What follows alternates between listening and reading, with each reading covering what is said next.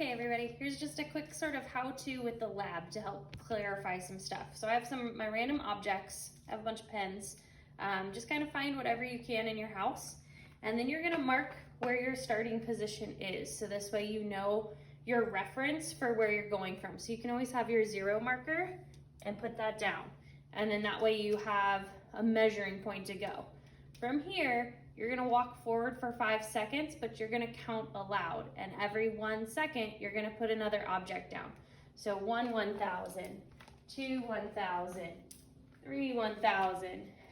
And then you just keep going from there, following the directions on there, putting an object down each time.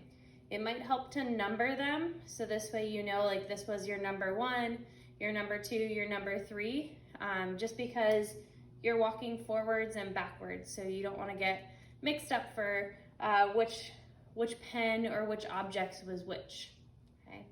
Now to go to like the data analysis part and to figure it out, you're gonna measure from each position. So it'll help out a lot with your measuring tape if you have your 0 point and then you measure to wherever your first object is.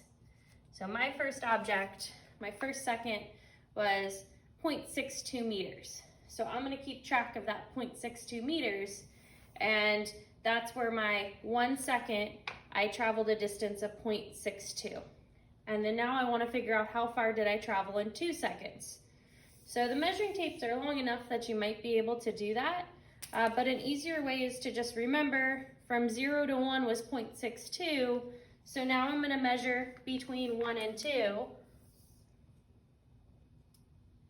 And that one I went a lot farther, I did 0.9 meters. And so now I can add up 0.92 plus 0.62, and that's how far I went in 2 seconds.